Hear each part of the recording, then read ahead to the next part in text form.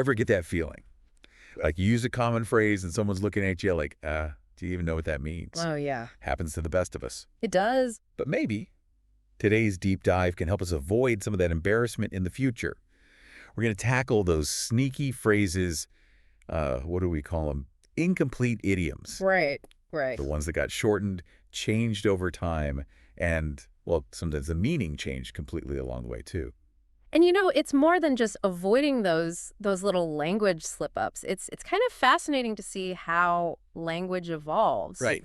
Reflects how our culture's changed, our values. Exactly. And our source for all this is a super interesting blog post. It's from the British Council. Oh, good stuff in there. It is. It really highlights how language is, well, it's alive, Mm-hmm. constantly changing, adapting. Yeah, you said it. So let's jump right in, shall we? Let's do it. First up, got to start with a classic. Jack of all trades, master of none. Okay. I've always heard that used for someone who, knows a little about a lot of things, Right. but maybe not a deep expert in any of them. Kind of a dabbler. How about you? Absolutely. Yeah, these days it definitely has that kind of negative edge to it, like you're spread too thin. Right. Uh, But here's the thing. The original phrase. oh, it's a good one. Jack of all trades, master of none, though oftentimes better than a master of one. Wait a minute. The original was actually a compliment. That's right. It was acknowledging that, sure, maybe a jack of all trades doesn't specialize, Uh-huh. but all those different skills, that adaptability, that Yeah. could be really valuable. So what happened? Why'd it go from, positive to kind of negative? It is a good question. Maybe as a society we started putting more emphasis on being specialized. Maybe. But it also makes you think, right?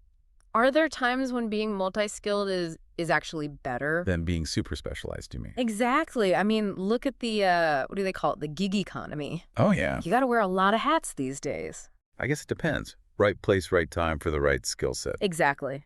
And that's what makes this stuff so cool to look at. These idioms, yeah. Yeah, they show how attitudes change over time. Here's another one that people love to throw around.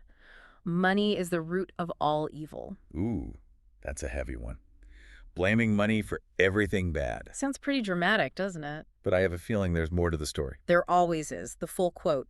For the love of money is the root of all kinds of evil. So it's not the money itself. Hmm. It's the wanting it too much. That's the key. That's a big difference. Huge. And that actually comes from the Bible. No kidding. First epistle to Timothy, New Testament. Wow.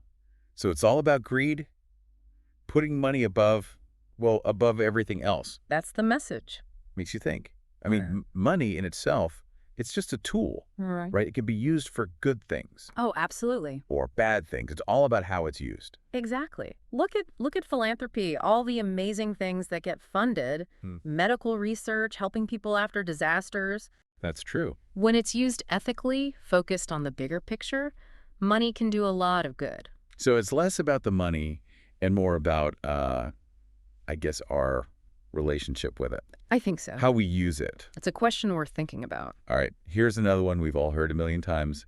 The early bird gets the worm. Oh, yeah. Always going to be early, right? Seize the day. But there's a twist, isn't there? What's the rest of it? The early bird catches the worm, but the second mouse gets the cheese. Whoa, okay, hold on. Now it's a warning, too, right? So sometimes it's better to wait, see what happens. Sometimes, think about it in, business. The first company to jump into a new market. Yeah. They might run into all sorts of problems that nobody saw coming. Oh, right. But another company, they hair back, watch, learn from those mistakes. They might do way better. It's like sometimes it's better to be the smart bird, not just the early one. Exactly. Okay, this next one always made me feel kind of uneasy as a kid. Curiosity killed the cat. Oh, I know that feeling. Don't be nosy. But I bet there's a twist to this one, too. Big twist. The full phrase. Curiosity killed the cat, but satisfaction brought it back. The cat comes back. That changes everything. It's not just a warning anymore. It's It's a celebration. yeah. Sure, curiosity can get you in trouble. It can. But the rewards, learning new things, figuring stuff out, totally worth it. That's the idea. It's like all those amazing discoveries throughout history. People who weren't afraid to ask questions. Exactly. Even when everyone else thought they were nuts. That's how we make progress. Curiosity, that's at the heart of it all. Innovation, personal growth, everything. Okay, here's one that sounds like classic. Good sportsmanship advice. Winning isn't everything. Oh, yeah, we all heard that Like, one. it's about good character. Values. Right. More important than winning. You'd think so. But get this. The full phrase. Winning isn't everything. It's the only thing. Hold up, what? Yeah. Bit of a shock. Yeah. That's intense. Like, who would say that and actually mean it? Well, it's often attributed to Vince Lombardi. The football coach. Yeah. Legendary, known for being super competitive. So I guess in that world, in professional sports, it makes more sense. Right. Different context, different meaning. Makes you realize language isn't always so black and white, huh? Nope. Lots of shades of meaning.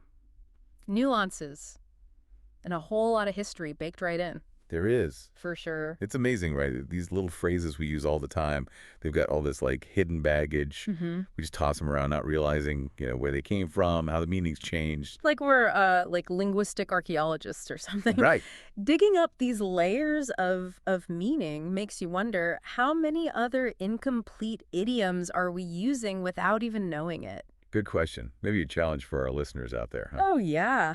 What phrases do you use that might have, like, a secret history, a Yeah. whole deeper meaning? We want to hear about it. Tell us about your linguistic discoveries. But for now, let's get back to this British Council post. Right, right. They really break down how these phrases have, evolved. Yeah, And it shows how important context is. absolutely. Same words, totally different meaning depending on who's saying them, Mm-hmm. when, where, why. Like telling an actor to break a leg before a show. Oh, yeah.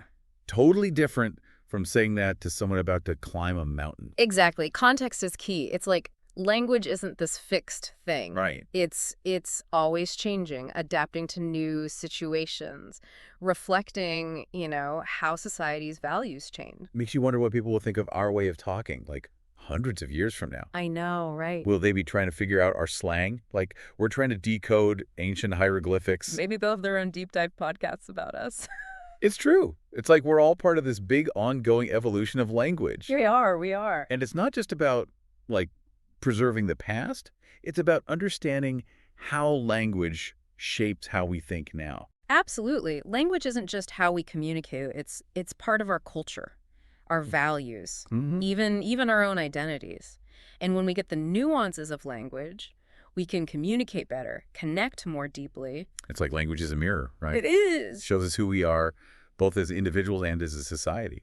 So how do we become more aware of the language we use? Like, where do we even start? Start with curiosity. If a phrase sounds weird or just interesting to you, look it up, see where it came from.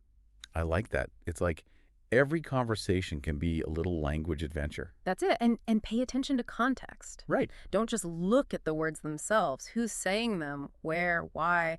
Same phrase can mean totally different things. And don't be shy about asking questions. Oh, yeah. Good point. If you don't know what something means, just ask.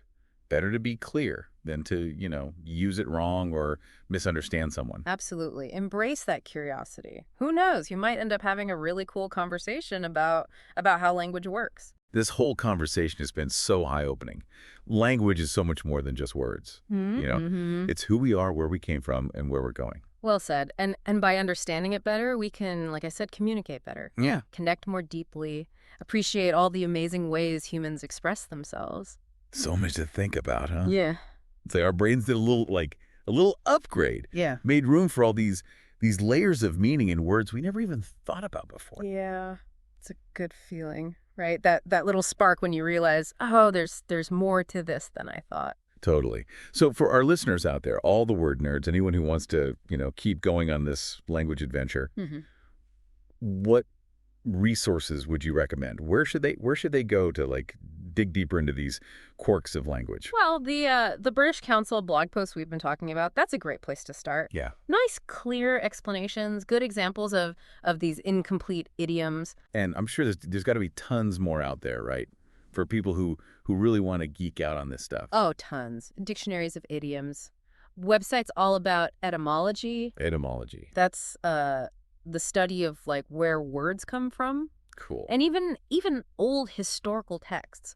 Those can give you a glimpse of how people talked, how language was different back then. It's like a time machine for words. Imagine tracing a word or a phrase back through time. seeing how it's changed. And the best part is, you don't need some fancy degree or library card or anything. You can start right now. Just pay attention to how people are using language around you. It's like every conversation could have these hidden, like, linguistic gems just waiting to be discovered. That's a great way to put it. And maybe we'll even inspire some of our listeners to go on their own deep dives. Oh, I hope so. Hmm. And tell us about it. Share your linguistic discoveries. What surprised you? What phrases have like a whole hidden meaning you never realized? We want to hear it all. This has been such a fun conversation. It really shows that language is it's more than just, words. It's alive, it's changing. It's always worth a closer look. I couldn't agree more. So to all our listeners out there, stay curious, keep exploring, and never stop, never stop questioning the words you encounter. There's a whole world out there just waiting to be discovered. Well said. No. And that's a wrap for this deep dive, folks. Thanks for joining us.